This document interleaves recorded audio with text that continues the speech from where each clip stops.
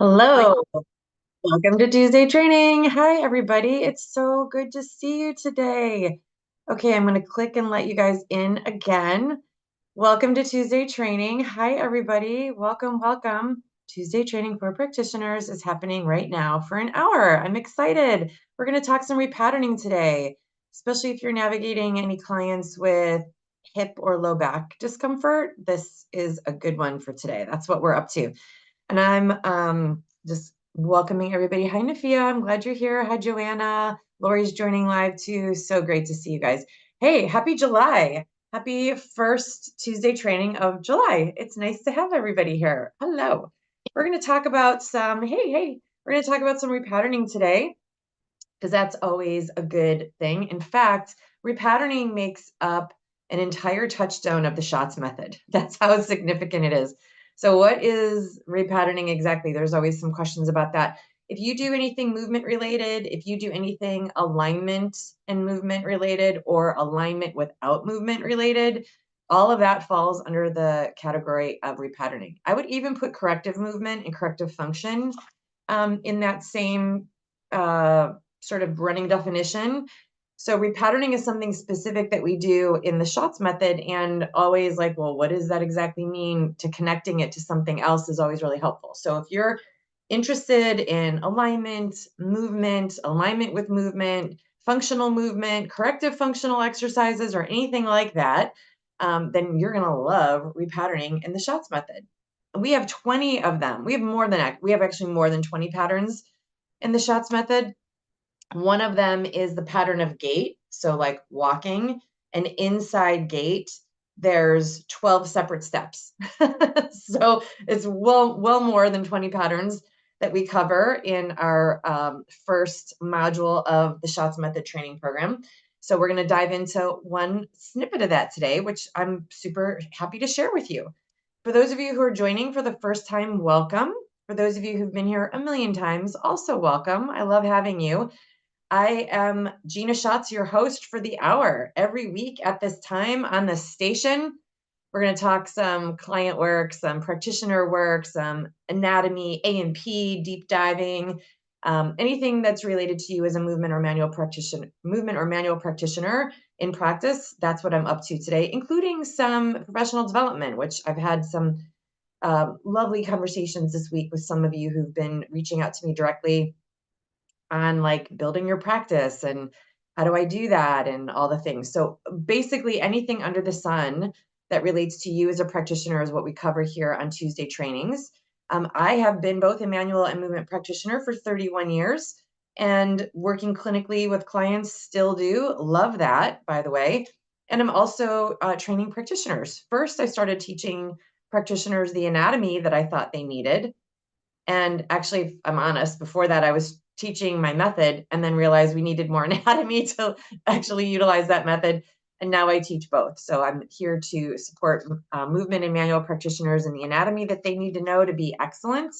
And also freely sharing my method, which is how I work clinically. So if you wanted to learn how to do some orthopedic or therapeutic work with your clients, then this is the method for you. And today's Tuesday training is sponsored by Said Method. And the reason is because we're kind of at that pivotal window right now of the year where we enroll annually into the Schatz Method. And this is the week. This is the week. This is it. This is happening. Hey, Rhonda. Hey, Cheryl. Happy that you guys are here. Hi. Hi. Hi. The reason it's Cheryl's all smiles. Cheryl's diving in this week for real, for real. Welcome. Yeah, we're Yes. so happy, Cheryl, that you're in the method with us this year. And I was literally just talking about that very thing. This is the week where we all like make that decision once a year. It's the first week of July. It's the official launch date, although Cheryl's been diving in for some time now, celebrating you, Cheryl, on that.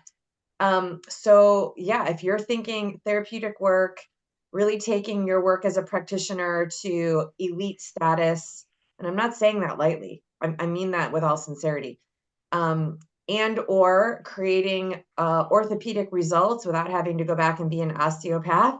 Yeah, congratulations, Cheryl. Then this is something to consider for sure, this method. And we only enroll once a year. It's a deep dive We take a transformational journey together for an entire year, which is why it's only an annual enrollment. We all dive in together, we support each other through the process, and we all graduate with a big bang at the end. So it is not a rolling enrollment where you can kind of come and do your own thing. It's really not. It's sort of like kick the can of being a solo practitioner alone and working hard by yourself after your client leaves for the day. It's sort of like, let's scratch that as a mode of operating as practitioners, and let's work in community, because that's where we get the most support. It's where we expand the fastest. So today's Tuesday training is sponsored by that method and our annual enrollment, which I'm super excited about. Cheryl's diving in with a fun pod of other also elite standard practitioners.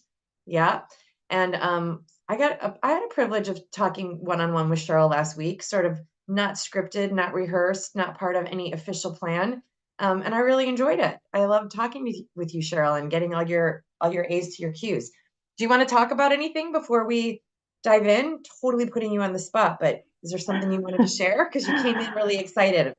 Yeah, well, I'm kind of running from clients to here. Well, something that I've just, I've been going through the lessons. I am lesson 6 now. So, but what I have noticed already are so many things that I'm already being able to use.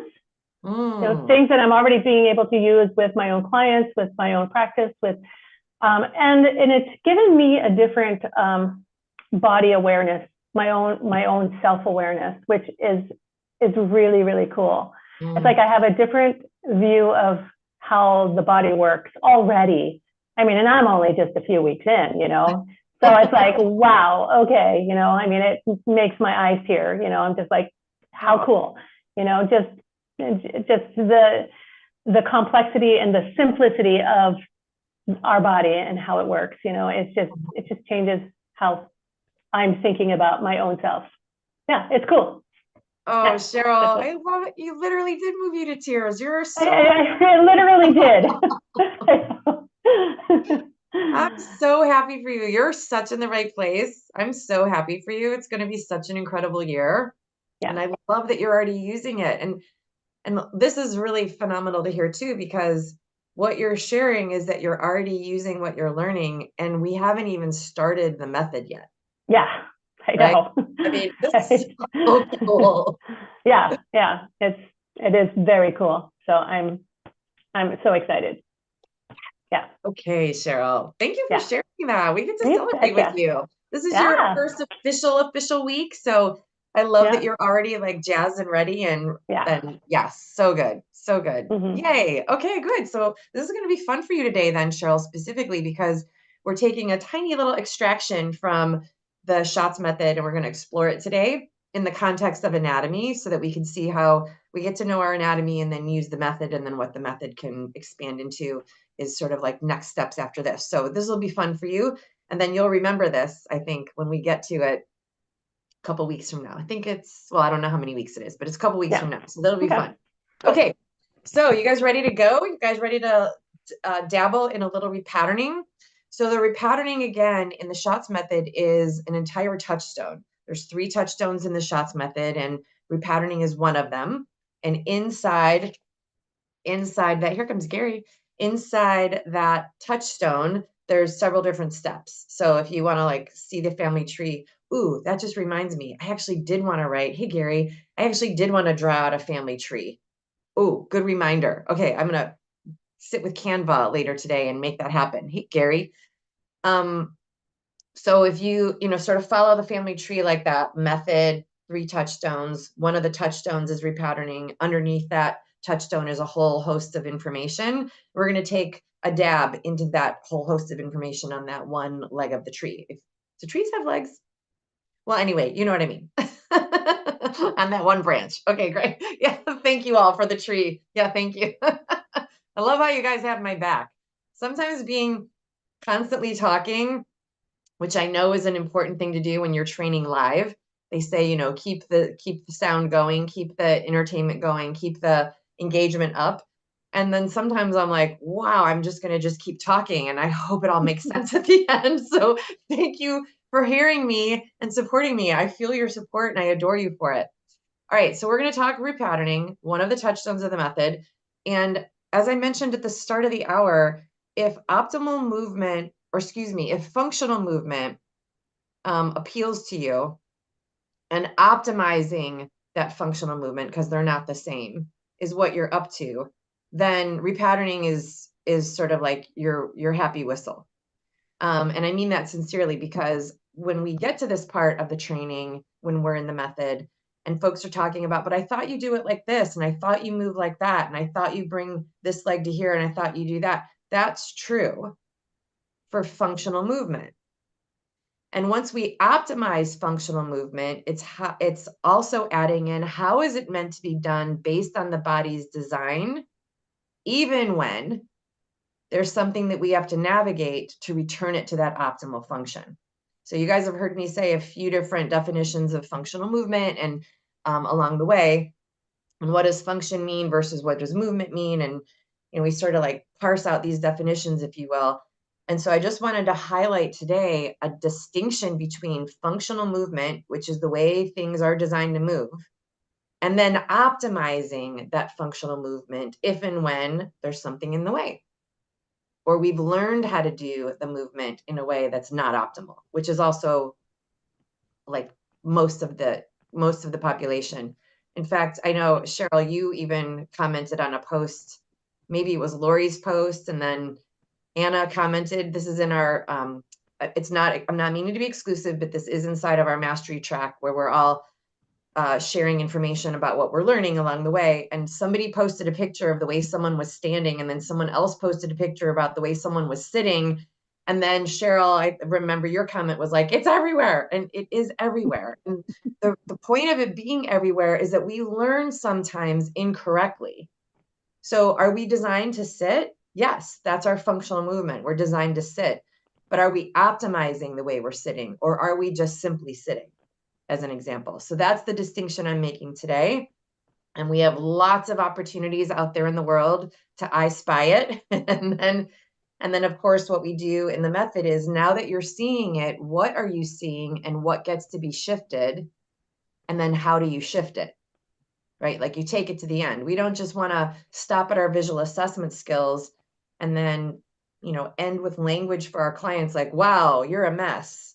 Or, wow, that's really a tangled, we like to do that to sound, I don't know, compelling maybe, or to inspire a client to make many more sessions with us. That doesn't inspire them, guys. That just leaves them feeling really broken and like blind about what's happening. So what we want to do is practice seeing what we see, calling it out, identifying what's there that should be there, and identifying what's there that shouldn't be there, and then having a plan to remedy all of that. That's what we want to do. If we can get to that end of that formula, then we've been in service. Other than that, we're just sort of like talking to make people wonder what's going on. Okay, so we're going to walk through today one of the steps in GATE. And again, remember, there's actually 13 steps in GATE. We go over 12 steps in level 1, and then I add an extra step in level 2. Just for those of you who are here, like, what am I learning? How come she said 12 today and there's really 13? If you're not in mastery, don't worry about that. Doesn't matter for you right now, but it might. And we're going to go over one of those steps of GATE. So this is a function inside GATE that has to happen. I want to pause here for 1 second and say there's a distinction, huge distinction, between patterning, what I call tonic patterns, where things are static and not moving. Like right now we're sitting. It's a static movement, meaning we're in an action, we're in a joint action, our muscles are working to oppose gravity.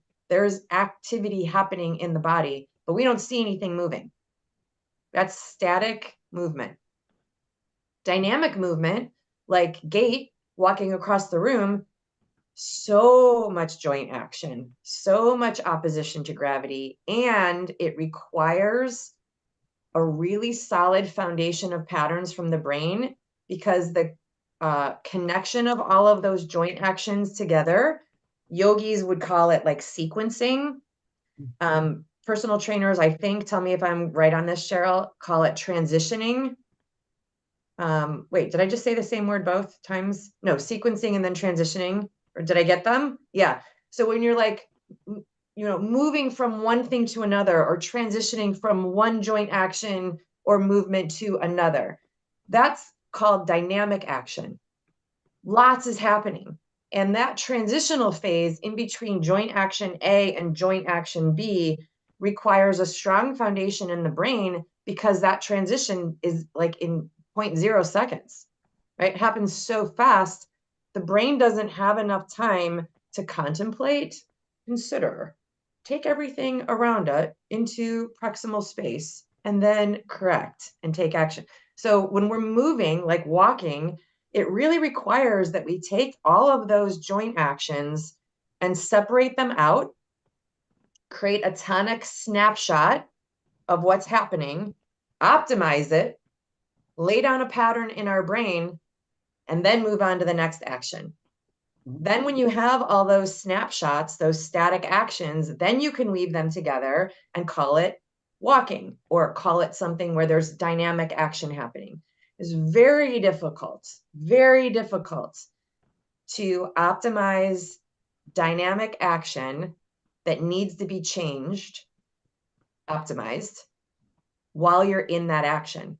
There's too many things happening too quickly from the nervous system for it to record all of that, make the changes, make adjustments before you've connected it to the next thing and you're now moving on to the next thing. It's really difficult to do that. And if you follow how the nervous system is built and wired, the nervous system lays down the patterns and sort of has that memorized. The motor neurons, which tell the body how to move, are further down the track and they're just on impulse. They're not doing considerations. So the considerations happen in a static action. The movement happens on the impulse of that static pattern. Okay, so that's like a laying down of the definition of repatterning inside the Schatz method. Just want to give you that as context, okay? So as we're moving through walking as a pattern, we're going to take one of those snapshotted joint actions and see if it's optimized. Because if it's not, the whole rest of gait is suspect, right? The whole like transition on one leg before we even get to the other leg is sort of a problem. So that's where we're at. If you can sort of like take that big picture of gait and zero it down to one pinpoint of joint action, that's what we're doing. And now I've given you the why we do it that way. So if you want to change someone's dynamic action, you got to do it this way. At least I think you got to do it that way because that's how it works for me. That's how I get success with my clients. And so that's what I teach. All right. So let's talk about, I'm going to use Murph for 1 second for a visual. Let's talk about in gait. Come on, Murphy Jones, let's get it going. Okay. So when we're walking, now he's only got one leg on, so you're going to have to visualize the other leg. Okay. When we're walking, what we're talking about is this. You get me? Pretty straightforward, right? Tons of dynamic action. Did you see how many joint actions were happening there? Yeah, a whole host. So what we're going to focus on is this part. And then we're going to like take a Kodak moment, Polaroid shot it, and that's what we're going to focus on for our talk today. Okay. So tell me, please, what is this joint action? Whoops, get in there. What is this joint action? Hip extension. Yes, hip extension. It can also be called hyperextension of the hip, depending on your starting point. And again, that is not to make it confusing, but notice that like right out of the gate, we already have to start like thinking strategically, like what the freak does that mean? If your starting point is here, this is also considered extension of the hip, which means when you take the femur behind the axis, it's hyperextension of the hip. If you start here and you don't call that a joint action, you call that neutral joint action, then when you take the femur behind the axis of the body, that's now called extension of the hip. This is the joint action. I will probably call it hyperextension as we talk today. It's interchangeable with extension. The distinction is your starting point. Okay, but that joint action where the femur is behind the axis is the joint action that we're up to today. Notice as I'm describing even that joint action, that the name of the joint action matters And what really matters more is you understanding what's happening at the joint.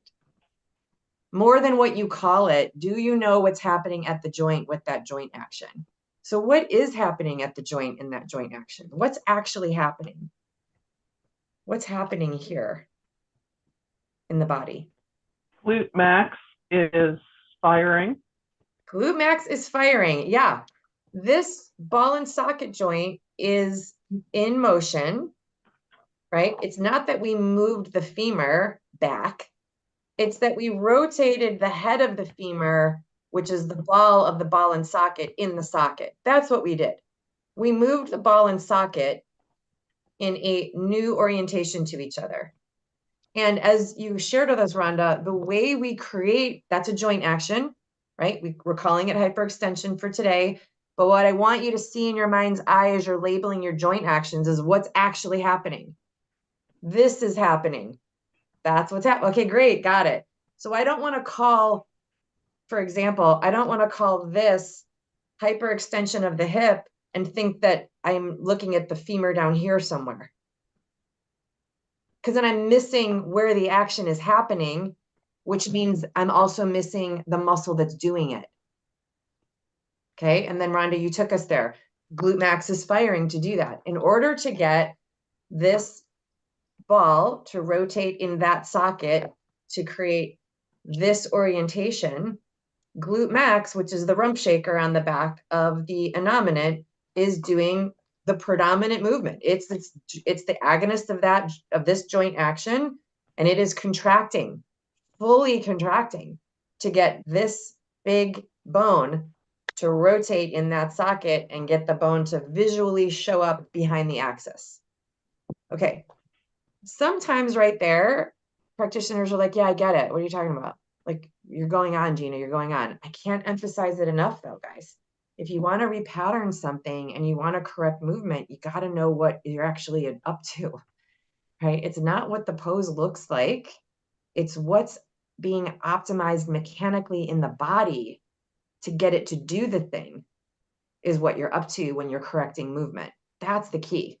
It's not what does it look like on the yoga mat or in the gym. It's what's actually happening mechanically. Because we're about to show each other here. It can look like that and not actually be done the way we're designed to do the thing. Okay, so that's what we're going to explore right now. Glute max is responsible as the agonist for hyperextension of the hip. Cool. Let's check it out, shall we? Do you guys want to stand? Now, I know that this changes your camera and you weren't prepared for this, but that's what repatterning is. So go ahead and stand up. You can move your camera if you need to or step behind your chair. Go ahead and stand up. Make sure that you have room to move one of your legs. Okay. And now while you're standing there, not moving your leg, so just stand with both your legs next to each other, so feet underneath your hips. Just bring your hands to your booty. I'm going to stand up too. Bring your hands to your booty and just feel what you feel in your glute max. Just feel what you feel there. Booty, booty, booty. Okay. It should feel, do you guys think that your glute max here should feel firm and engaged, or should it feel loosey-goosey? It doesn't feel like it's contracted a lot, but it's firm. It's got tone to it. Okay. Gary, what do you think? It's loose. I would say Loose? it's loose. Okay. Yeah. Anybody else? Okay, this is a great question. And the answer to the question is, what's the joint action that's happening? So right now, we're either at extension of the hip or neutral movement of the hip. We know that glute max does hyperextension of the hip, or extension if your starting point is neutral. So that's when glute max would be fired up firmly. The reason I bring this up is I've heard a few massage therapists with this sort of limerick phrase that says, release your gut and squeeze your butt. And I was like, based on what? That's literally opposite. It's literally opposite, right? And I questioned it. I was like, wait, is it the opposite? Is it squeeze your gut, release your butt? And they were like, why would you squeeze your gut? You're supposed to be relaxed while you're working. And I thought, wow, isn't that interesting? Like, I'm sure that in their clinical labs, they were told to like not have tension in their probably third chakra, maybe second and third chakra, so that they could have movement and feel free while they're working. And while I appreciate the sentiment around the sensitivity of how you show up energetically for your clients, from a joint action perspective, from a functional movement by design perspective, that's backwards. It's backwards. Because engaging your gut, squeezing your stomach, would be engaging transverse abdominis, which is an intrinsic muscle, and you must actively engage intrinsic muscles if you're using gravity to keep yourself on the earth. Mm-hmm. Has to happen. That's a separate conversation we've had when we've talked intrinsic and phasic. And we're not supposed to be firmly squeezing our butt here like you can hold a coin between your cheeks, because you're not in hyperextension of the hip. So that would mean that you're creating a posterior tilt of your pelvis if you squeeze your butt cheeks together while you stand. That's not optimal. Exactly, Cheryl, right. So we want to know the joint action, and we want to know the muscle that does the joint action, so we can make these decisions from a design perspective, not from an opinion of what feels good, right? What feels good is usually what's familiar, which doesn't mean we did it well the first time. It just means we did it a few times and got used to it, right? So we do want to have maybe a sense that your glutes are there, but they shouldn't be so tight that they're squeezing coins between them. And notice if you're standing and you have zero sensation in glute max. That's also a problem, because you're standing. So like, I like Lori's definition. They're there, but they're not hard, right? Or some version of what you said about that, Lori. Yeah. So you don't want to have, My booty's toned. yeah, a little bit of tone. It's got a little tone. Exactly. A little bit of recognition of glute max, but not overworking and not flat as pancakes, right? We shouldn't be scooping them up from behind our knees. That's like too less. That's not enough engaged at all around. I thought that was funny. Okay, great. So there we are. We've found our glute max, and that's cool. Keep your hands on your booty. Keep your hands on your booty with your feet standing next to you. Now I want to watch you guys instead of you watching me. So I'm going to sit back down. Keep your hands on your booty. And then just step about 3 inches behind you with your right leg. Just step about 3 inches behind you with your right leg. And what did you notice in your right glute when you did that? Fired up. Fired up, Cheryl. Good job. Lori's fired up. Gary, you shook your head. What did you notice? My hand was not in the right place. Okay. What did you notice when you stood back with your right leg? Then there's a contraction there. Then there's a okay. Yeah. Great. You got it. Ron, go ahead, Gary. Say it in. No, go ahead. You did? You did Yeah. it? You stepped back and you got your right booty to juicy up. Yeah. Okay. You too, Rhonda? Okay, awesome. Step your feet back together. Step your feet back together. Hands on your booty. And now step back with your left foot, same distance, and notice what happens with your left glute max. Same. Same exact? Okay, great. Anybody have any difference between their right and their left? Left was stronger. Left was stronger. Okay. Yeah, my right was stronger. What, Lori? My right was stronger. Right was stronger. Okay. Gary, Same what thing. about Yeah. Right. your right is stronger. Yeah. Okay, this is really important. Wait, what, Cheryl? I was saying, I feel like mine is pretty close to the same. Close to If the same. if I had to pick one, maybe left is stronger, but Okay, well, yeah, you don't want to make that one up. Go with symmetry if you've got symmetry. Mm-hmm. Here's why. So I'm going to give you guys a little bit of talking, and then we're going to stand back up again to change this if we can in the future. Okay. Here's what we just discovered. When we stepped our foot back, now hear me on this. For those of us who are used to, oh, it looks like I stepped my foot back 3 inches. I want you to change that to, it looks like I'm contracting glute max to get the head of the femur to move inside the acetabulum. That's what I want you to start transferring your information about, okay? Your client or student might think I'm stepping my foot back, and you might even instruct them to do that at first, but they also get to know where the movement comes from. Because here's the thing, you could step back and not engage glute max at all. Mhm. That would be a huge problem. And we're going to stand back up again in a second and we'll walk through that. So what we just explored was you stepped your foot back. So you hyperextended your right hip first, glute max contracted to pull at this joint, the head of the femur in the acetabulum. Great. And then we checked it out and we all had a little booty jazzing going on. Then we switched and went to the left, and some of you noticed that your right and your left were not squeezing the same. That becomes a problem because gait is a symmetrical action. But if I only have 80% power on one side and 95% power on the other, I still have a differential right to left, which means I'm walking myself out of alignment. And that's a problem. It's a huge problem. The other problem that and so that's from and that would be sacrum related, by the way. So for those of you who are sacrum focused, that's what that's about. The other reason why that matters is because when we ask our body to do a job, to do a joint action, to walk, to pick up groceries, whatever we're up to, our body will do it, even if it's not doing it the way it's designed to do it. It'll compensate and come up with another group of muscles to do the job. So if I'm walking and I'm only walking with 80% power on one side and 95% power on the other, who's getting me across the floor? If glute max isn't doing the job equally on both sides, who's doing it? Who meaning what muscle? Who's doing it?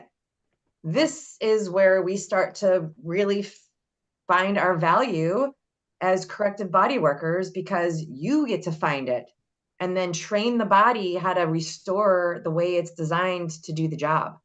That's that last part of that formula I talked about. So first we need to know what the job is. It's hyperextension of the hip. Then we need to know what muscle is designed to do it. Then we have to have the ability to check to make sure that that muscle is doing the job that it's supposed to do. And then we must have a remedy if that's not happening. Right before we get to the remedy, we also want to know what are the implications of it not being remedied. It's symptoms, it's chief complaint, it's lack of ability to do certain activities, it's chronic low back pain. It's really highly chronic low back pain when glute max isn't working for the action of hyperextension of the hip in gait. And I'll show you why. It's because of the compensation pattern. The body will recruit power from another muscle to get the job done. You're still going to walk even if glute max isn't firing equally on both sides. And half the room here said, more than half the room here, because I'm in that group today too, said that glute max isn't firing equally on both sides. So that means that we're body workers and we're actually walking ourselves out of alignment and recruiting other muscles to do the job. That's a problem. How many of you who had one glute max firing a little stronger than the other also feel a little something in your low back today? Oh, nobody? Okay, I do. How many of you who have more power on one glute max than the other feel a little something around your SI joints today? Yes? 2 of you? Maybe? Okay. How many of you who had one glute max firing more than the other feel less than 100% awesome in your physical body today? 100%. Okay, that's really important, guys. Listen to this. We know in this just quick minute of testing, we know that 90% of the room here has one glute max firing more than the other today, and largely asymptomatic today, right? But we already walked through, we know the glute max isn't working equally. We know that has an impact on the sacrum. We know that we're still doing the job, but we're not doing it equally and we're walking ourselves out of alignment. I said all these things to you and you're all emphatically nodding. Yeah, all these critical things are happening structurally in the bottom. They sure are. And yet we're right now asymptomatic.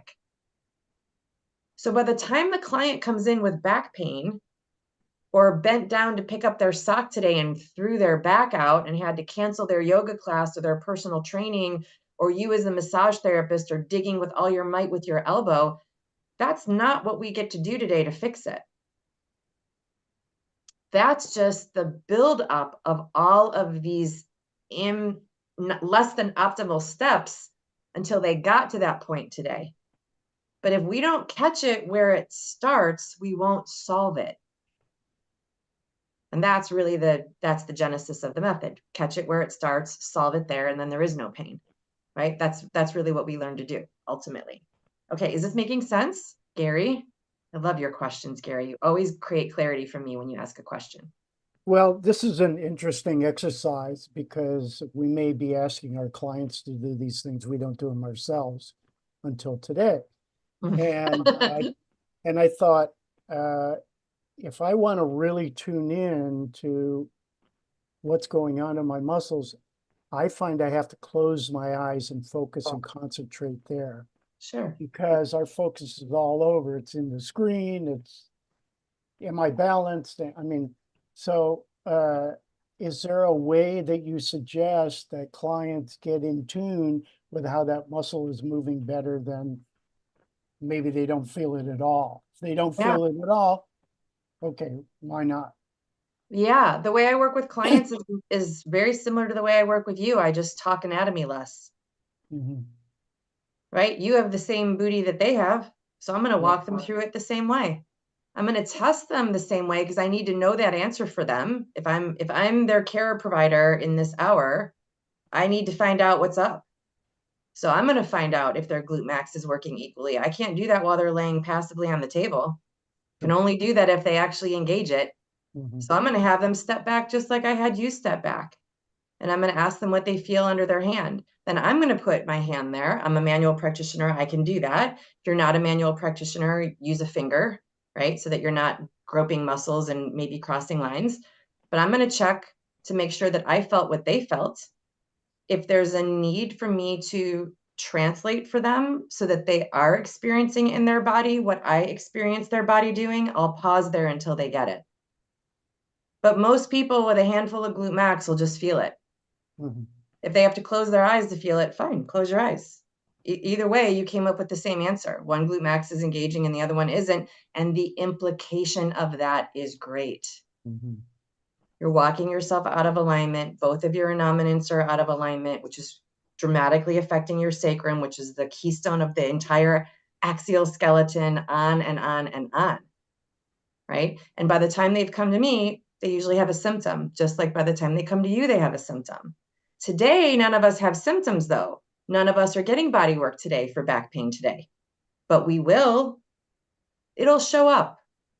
I don't have a crystal ball, but I'm telling you, I've been to this rodeo. That's what happens. The reason I know that is because when someone comes in and they have all this crazy back pain or hip pain, or they can't move their right leg the way they move their left leg, I know moving your leg is a hip action.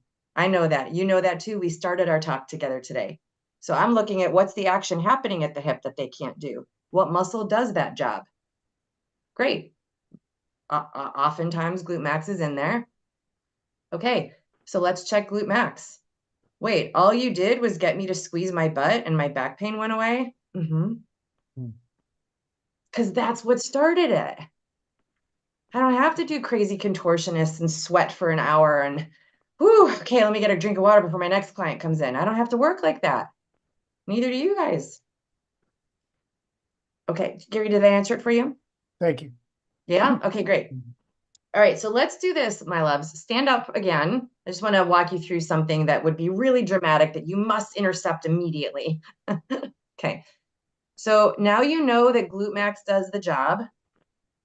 Now you know the job is hyperextension of the hip, and now you know that glute max needs to be equal. Great. Pretend you don't know any of that because your brain is going to want your body to do the right thing, especially because we're in tonic action right now. So we've slowed it down. But what I want to show you is how possible it is to look like you're doing the joint action and actually create a whole lot more trouble than we already caught ourselves creating. So put your hands on your booty. Put your hands on your booty and keep your booty super loosey-goosey, like it is right now, not tighter than it is right now. Okay. So you might have to, relearn something the wrong way kind of thing. We're only going to do it once. Don't worry about it. You're not going to throw your back out. Keep your booty nice and loose. And then step your right leg back, your right foot back, but don't engage glute max at all to do that. You see, it's possible. Oh, yeah. That's a problem. Step forward again. Yes, whoa is right. Now do the same thing on the left side. Possible to get your foot there and not engage glute max, which is like a gigantic rump shaker and designed to do the job. Come out of that. Come out of that. Did you notice where you felt it in your body? Where did you feel what you didn't want to feel in your body when you stepped back and glute max was loosey-goosey? There.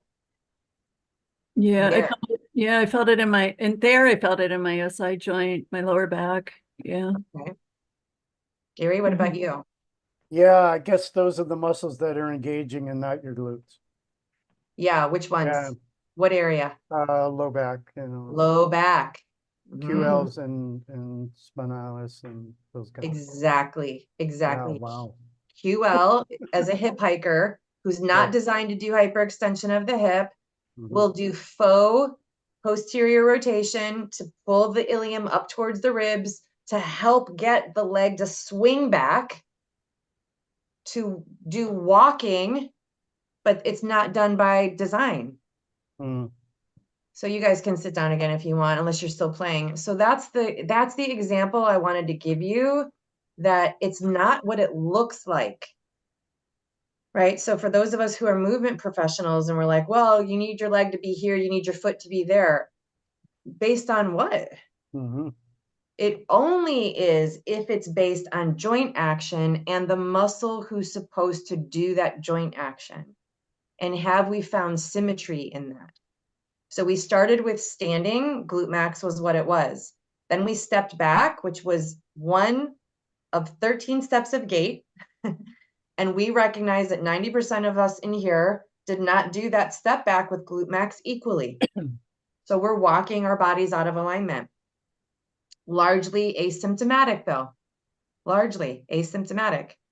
And then we recognize that you could do that same look of stepping your foot back and not even come close to using that muscle, even if you have access to it. Well, usually when you have access to it, you use it, but we have access to it today because we tested that first, and we could still step our foot back and make it look like hyperextension of the hip without glute max doing the work at all. So that's really the takeaway for us when we're looking to optimize functional movement. Are we just watching someone walk, or are we watching them walk the way they're designed? And do we know what to do to optimize that if their walking is not optimized the way they're designed? Do we know how to intervene? So the way to know how to intervene is like first know what you're intervening with, right? Like what do I have to intervene on? With prepositional phrases are terrible to end sentences with, but you guys get me, right? And the low back pain with the absence of glute max firing is so prevalent. It's so prevalent. And I hear clients every week, oh yeah, my massage therapist was really getting in there. Oh yeah, we did a lot of stretching and yoga. Oh yeah, we did. Yes, to take focus on the QL and the symptoms that it's presenting with. But QL is not the problem. He's in trouble, but he's not the problem. The absence of glute max is the problem. The absence of glute max in just that step of gait. And there's 12 others to consider, right? Gary, you know I love your questions. So I have a way of clients doing this when they're laying prone. And I ask them to raise one leg and put it down, and then raise it and put it down. And I think, although I haven't tried it with them standing, that I think it's much more pronounced when a person is laying prone and trying to do this than if they're standing and doing this. What's more pronounced? It's when a person is laying prone and they're lifting their left leg, the muscles that are involved, I think, are much more obvious to the client. Because I could say, can you feel, what muscles are tight, what muscles are moving, what muscles are not. And then I can just, because I'm a manual therapist, I can put a finger on glute max and a finger on the hamstring and then a finger on the two low back muscles. I guess there's a firing order there. Mm-hmm. And we just check firing order, but it really gives the client the ability to feel what's happening with glute max. Okay. So I don't know if I'm just throwing that out because my experience is working with clients prone and not standing, so Okay. Do you want my ideas about that? absolutely. Okay. So when we're talking about repatterning, what we want to create is the streamline through for the client so that they can actually get the pattern. I Okay. love what you're doing, and I do that too in Mhm. certain circumstances. And let me Mhm. describe the difference. Okay. If I want to teach a client that they need to engage glute max equally right to left when they're walking, I want to teach them to do that when they're walking. Walking, yeah. Because them transferring, laying down, doing this thing they've never done before to Yeah. standing and doing the thing they've done a million freaking times Yeah. is a very large gap for them to jump on their own. Mm-hmm. So if we're talking repatterning, we're talking about the brain. We want to make a synapse fire and we want it to wire to what we want it to wire to. Mm-hmm. So when possible, always have them do what we did standing. Are you using glute max equally? If the answer is yes, you as the practitioner, move on. If the answer is no, pause for effect and take action because it's a big systemic problem if they don't. Yeah. And that might be when you teach them how to engage glute max. Mm-hmm. Still, ideally, you would teach them to do that standing. Standing, yes. Yep. Yeah. And there's a couple other ways that you want to make sure that they're not tilting their pelvis and doing all kinds of other things. I'm looking at the time right now. We don't have time to go over them today. We definitely do it when we go over gait in our method. So there are answers for you, Gary. And only when they can't do it standing do I have them laying down. And then that literally becomes the session. Because if they can't fire glute max equally, it's a problem. And if I need to lay them down prone to teach them what to do dynamically perpendicular to the earth, that is a lot of repatterning I need to support them with for them to be able to literally walk out of my treatment setting using said muscles. Otherwise, I've wasted their time. I just confused them and I didn't really give them anything to lock the pattern in with. Makes a whole lot of sense. Thank you. Okay. Yeah, of course. And I love what you said that there is a firing order between hamstrings, glute max, and QL. When we're talking about hyperextension of the hip, there's absolutely a firing order. Yeah. How do we determine that as practitioners? How do we determine what the firing order is? Open question for everybody. How do we determine what the firing order is? No, the main muscle that's meant to do the job. Yeah. The agonist Yeah. would fire first. What's the job? Meaning, what's the joint action? Who's responsible for doing that? And let's get to him, right? We don't really want to distract the brain with all these new patterns and new things to consider and new synapses firing and fatigue our clients neurologically when we want to lay down a pattern. Just get to it, like zone in. And the way to do that is just based on joint action. We started our conversation today, by the way, with that. What's this joint action, guys? Who does this action? Great, let's just focus there. And then we checked how other guys could get in the way. And based on reciprocal inhibition, we know there are other guys helping. That's the way the body's designed, but we don't want to get distracted by all that.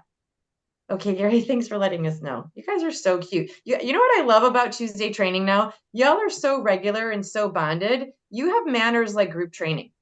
I'm not going to be here next week. I'll catch the replay. I need to exit 5 minutes early. I love you guys so much. So fun. It's like I get 2 days of group training every week. It's so fun. Thank you, Gary. You come and go as you need to today. Thank you for letting us know. So yes, as a practitioner, it's tempting to get very distracted by the symptoms, the low back discomfort in the absence of glute max firing, big distraction possibility. And it's also easy to get distracted by all the other muscles if we're not clear on who the agonist is and what his job is supposed to be and how he's supposed to show up.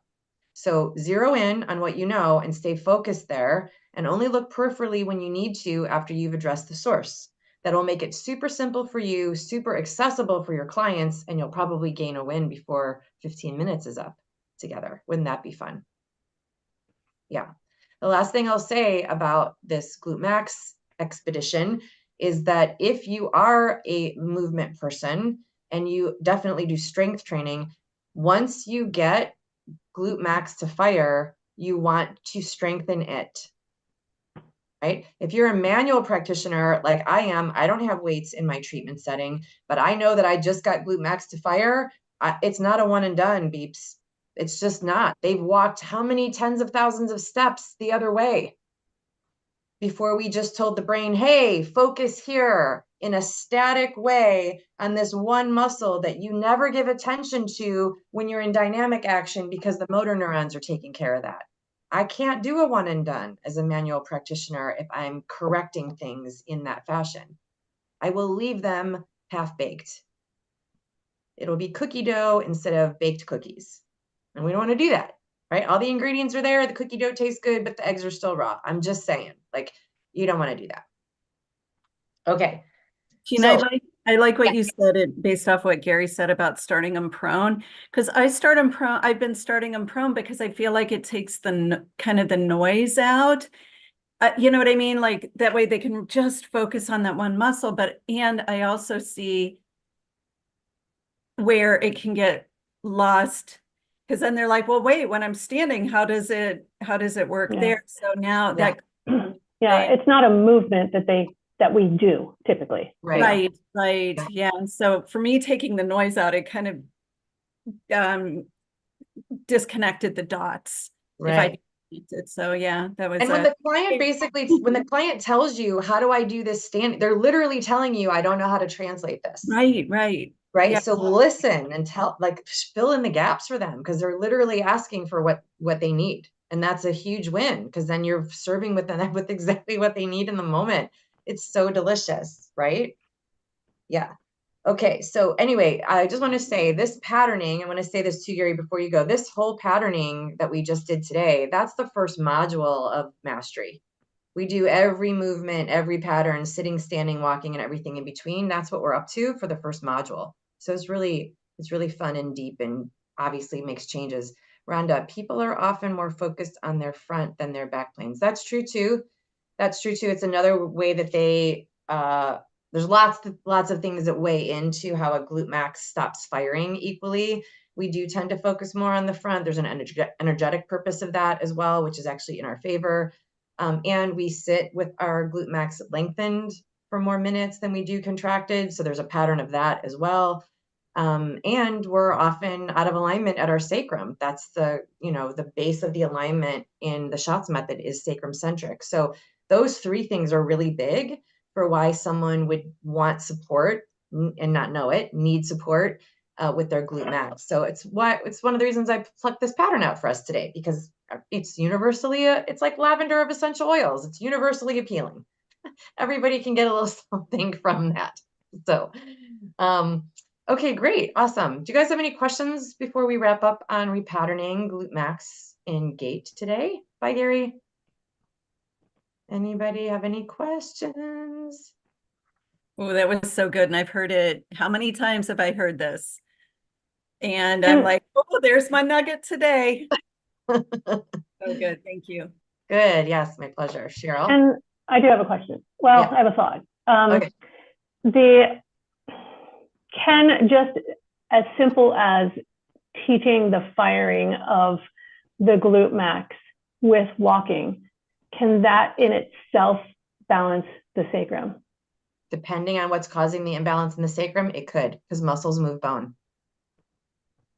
So it's okay to start with that, just reminding people, doing that little test, so to speak, and start with just being aware of your own movement and your own walking patterns. Is it okay? Well, I mean, like where, if that one person's left glute is not firing like the right one, so they're obviously, it's not consistent on each side, that, it's quite possible that their sacrum is out. Yeah. It's off, right? But, at this point, I can't balance a sacrum, I can't, so it's still, like there's going to be a point where I can't do anything else, right? Like, except remind you to, start being aware of your own movement and your own firing, Yes, so. I love this, Cheryl. So the answer is yes, and there's a caveat. There's a little bit of a catch-22, and I'm going to walk you through it right now. Here's what I'll say before I give you that detail, though. When you're knowledgeable enough to create change for somebody, that's the step you're in. That's the value that you offer, and you offer it, right? So if they need to engage glute max equally, they need to engage glute max equally, whether you know how to balance a sacrum or not. Right. Okay, so you're already adding value. Be really thoughtful, especially in the learning stage, that you're not throwing yourself under the bus for what you don't know, and just shout from the mountains everything you do know. Right. You'll and always... that's where I need, that's, I guess, what my thought was, like, okay, there's a place where I can't go past a certain point right now, and that's okay. No. But it's okay to take you to that point. 100% okay. Stay in the step you're in. We start with repatterning in module 1 for a reason, because you do have access to all of it. It's literally just learning movement in a more optimized way. So that is an awesome start. It also tends to be what needs to happen after they're aligned, if and when you do need to balance the sacrum, which of course you'll learn how to do, but not week 1. Okay. So stay in the step you're in, and you're offering value. Repatterning at the beginning, repatterning afterward, it all works. As far as will the contraction, the equalizing of the contraction of glute max, will that balance the sacrum? Maybe, because muscles move bone. But if the sacrum's out of alignment for another reason that wasn't caused by glute max, the misalignment of the sacrum is what's contributing to glute max not being able to fire equally on both sides, because we know that about the lever system. Right. If the lever's not balanced, the muscle can't contract fully. So if glute max is what caused the sacrum to be out of alignment, and then you bring glute max into the party, he'll move the sacrum. If the sacrum's out of alignment for another reason that glute max did not cause, that other reason needs to be solved for glute max to be able to contract fully from a balanced sacrum perspective, aligned bones for that makes sense. Yeah, that makes sense. You just got to know that in the setting that you're in with the client, but as long as you know it's possible from both directions, you'll find it. Find it, and then you'll address it. I love that question, Cheryl, because I'm like, oh my God, it's such a module 1 question. They're like, but I need to do this first, but I don't have that. But I need, it's so you're like, you said that, and I'm like, oh, she's right on the right path. Yeah, like I want to be there now. I know. Oh, you and everybody else who goes through module 1, honey. I was having a flashback, Cheryl. Thank you. That made me smile. Same, Lori. Made me smile for the same reason. And I love your show. You're like, I want to be there now. Like, what a great place to be at the beginning of mastery. I want to be at the end now. Great. You're in the right place. Great. Give me a minute, and I promise you'll get there. Yeah, I'll get there. Yes, of course you will. Okay, my loves, it was so fun spending the hour with you. I wish you a wonderful holiday if you celebrate this week. If you don't, just remember you are free to think, free to love, free to express your heart to anybody in your life. You're also free to be in joy, no matter what's going on around you. So freedom for the win, and I'll see you guys next week. Okay.